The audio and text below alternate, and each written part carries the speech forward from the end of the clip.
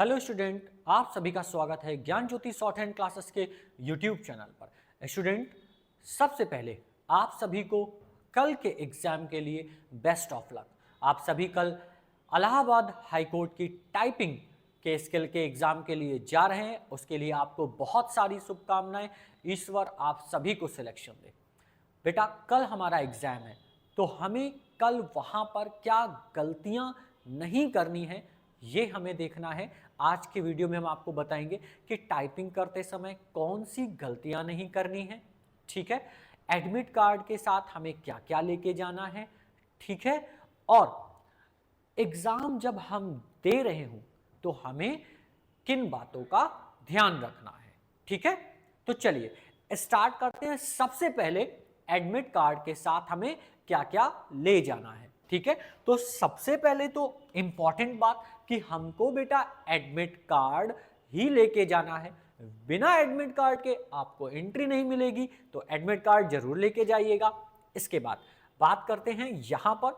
तो यहां आपको एक फोटो पेस्ट करनी है और यहां पर आपको लेफ्ट हैंड का लेफ्ट थंब इंप्रेशन पेस्ट करना है। ठीक है, और यहां पर आपकी साइन होगी। ठीक है, पहली चीज एडमिट कार्ड में। दूसरी, अगर हम यहां देखें तो हमें बताया गया है कि एडमिट कार्ड आपको लेकर जाना है। और दूसरा बेटा, एडमिट कार्ड के साथ हमें फोटो ले जानी है, 2 फोटो लेके जानी है और एग्जाम सेंटर रिपोर्टिंग टाइम पर पहुंच जाना है। ध्यान रखना बेटा, किसी भी प्रकार की जल्दबाजी या ये सोच करके कि हम टाइम पर पहुंच जाएंगे, गलती मत करिएगा। आपने बहुत मेहनत के साथ परीक्षा क्लियर करी है। ठीक है, अब आपका टाइपिंग लगाए तो आप समय से सेंटर पर पहुंच जाए। ठीक है, इसके बाद आपको एडमिट कार्ड के साथ 2 फोटोग्राफ लेके जाने हैं। ठीक है, एक आपकी एडमिट कार्ड में पेस्ट हो जाएगी और दूसरी बेटा अटेंडेंस सीट में पेस्ट होगी। तो 2 फोटो लेकर जाइएगा। तीसरा पॉइंट बेटा, आप ब्लैक बॉल पेन लेके जा सकते हैं।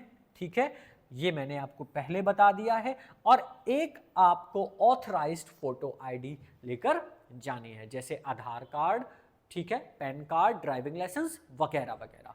ठीक, ये चीज लेकर के आप बिल्कुल समय पर एग्जाम सेंटर पहुंच जाएंगे और अपना एग्जाम बहुत आराम से देंगे। ठीक है, अब बात करते हैं वहां पर हमें क्या गलतियां नहीं करनी है। तो सबसे पहले बेटा, आपको बिल्कुल भी वहां परेशान होने की जरूरत नहीं है। क्या नहीं होना है? परेशान नहीं होना है। आपको हेजिटेट नहीं होना है। किसी भी प्रकार की आपको टेंशन लेने की जरूरत नहीं है। पेपर बहुत इत्मीनान के साथ टाइपिंग, देखिए बेटा, आप टाइपिंग देने जा रहे हैं तो टाइपिंग करते समय अगर आपका माइंड कंसंट्रेट रहेगा टाइपिंग में तो आपको टाइपिंग करने में आसानी होगी। ठीक है, आप घबराएंगे नहीं, आपके हाथ पैर नहीं कांपेंगे, तो आप बहुत आसानी से टाइपिंग कर पाएंगे। ठीक है, दूसरी बात बेटा, आपके अगल बगल जो बच्चे बैठे हैं उनकी टाइपिंग की स्पीड क्या है, इससे आपको बिल्कुल भी मतलब नहीं होना चाहिए। आप अपनी टाइपिंग की स्पीड को देखेंगे। सभी वर्ड का आपका एक मोटो होगा, पैराग्राफ पूरा टाइप करना बिना गलतियों के साथ। ठीक है, बिना गलती के आप पूरा पैरा टाइप करेंगे। बगल की स्पीड कितनी है, बगल वाला क्या बता रहा है आपको, इन सबको इग्नोर करना है जब तक आपका टाइपिंग का टेस्ट पूरा नहीं हो जाता। इसके बाद आप सारी बातें सुने। ठीक है, नेक्स्ट बेटा, इसके बाद वहां पर सबसे इंपॉर्टेंट क्या है? कीबोर्ड। जब आप एग्जाम हॉल में पहुंच जाएं, आपके पास कंप्यूटर अलॉट हो जाए, कीबोर्ड मिल जाए, तो सबसे पहले आपको क्या करना है? कीबोर्ड को बहुत अच्छी तरह से देखना है।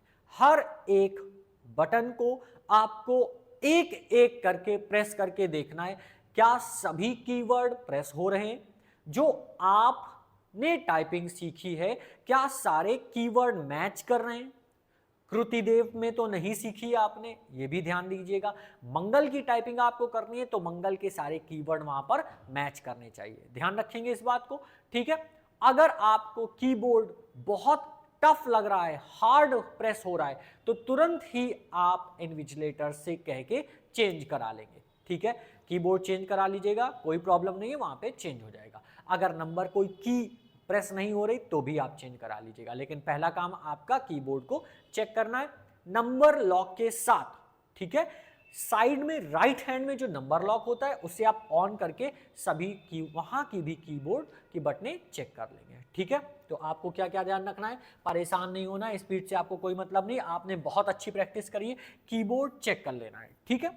इसके बाद अगर कंप्यूटर हैंग होता है, कंप्यूटर चलना बंद कर देता है, तो तुरंत इन्विजिलेटर को बुलाएं, क्योंकि आपका हो सकता है समय चला जाए, आपने देखा कि हैंग हो गया, सपोज दैट आपके पास 9 मिनट 45 सेकंड बचे हैं और वो हैंग हो गया, लेकिन जब आपने दोबारा चालू कराया तो 8 मिनट 30 सेकंड बचे, तो आपके लिए एक प्रॉब्लम खड़ी हो जाएगी, आप परेशान हो जाएंगे, घबरा जाएंगे और पैसेज आपका छूट जाएगा। तो इसको ध्यान में रखते हुए अगर ऐसी समस्या आती है तो तुरंत ही इन्विजिलेटर को बुला सकते हैं या फिर अपना जो कंप्यूटर है उसे शट डाउन कर दें, ठीक है।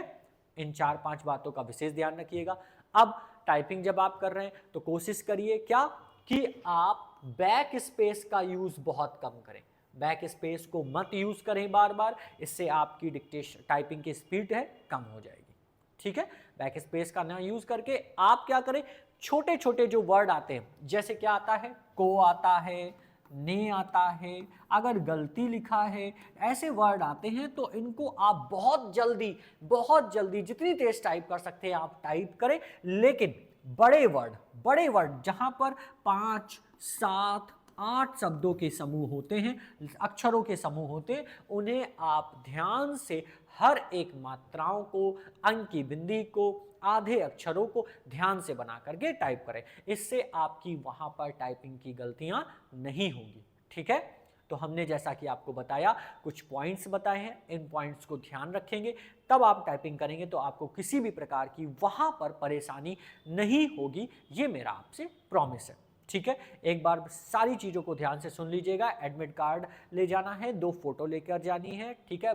ब्लैक पेन ले जा सकते हैं आप, इसके अलावा आईडी के लिए आईडी कार्ड लेकर के जाना है। टाइपिंग की गलतियां मैंने आपको बता दी हैं, इन चीज़ों को आपको ध्यान रखना है। डिट श्योर आपका एग्जाम बहुत अच्छा होगा और आप सभी को एक बार फिर से आने जो आपका एग्जाम लगा हुआ है कल, उसके लिए बेस्ट ऑफ लक, आप एग्जाम बहुत अच्छा करें, यही मेरी ईश्वर से कामना है, यही मेरी ईश्वर से प्रार्थना है कि आप सभी का सिलेक्शन हो जाए।